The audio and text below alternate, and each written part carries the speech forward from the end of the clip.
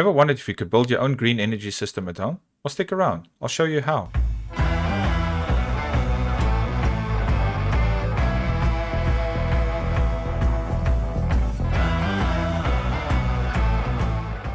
Hey guys, welcome back to another episode of me, Budget Gaming HD, and in today's episode we will be discussing how to build your own DIY solar system at home.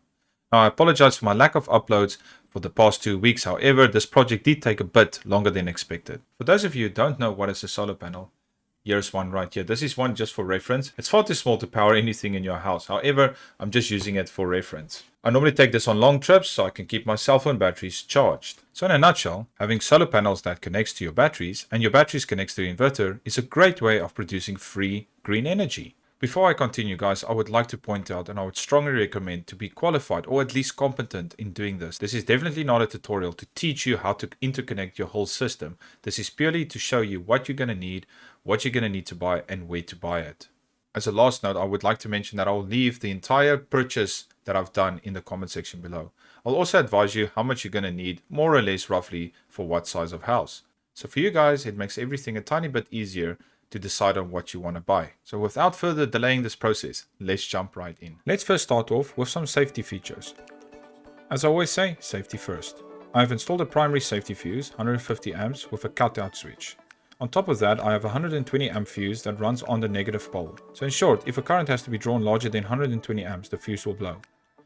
If the fuse doesn't blow, the 150 amp cutout fuse will trip.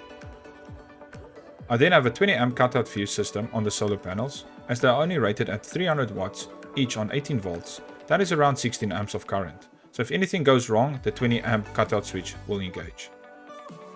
Next I have a smoke detector, and as far as I know it detects carbon dioxide as well. Smoke is generally carbon monoxide, so keep that in mind. In case the smoke alarm does go off, I have a fire extinguisher as a backup. I'm no expert, but make sure when you're buying a fire extinguisher it's rated for electrical fires. I know already what some of you might think, this is major overkill, however I like to be safe. As a last measure, I have implemented a 2 meter 2.5 pure copper pole that runs earthing. Yes, this has to be hit into the ground, so that if any uneven or discharge has to occur, it will go straight to ground. Now let's visit my system and see the interconnections. Here are my very professionally rigged solar panels that I've professionally rigged myself. No insulting comments please, lol. Here is my less sloppy earthing cable that leads to my 2 meter 2.5 pure copper pole.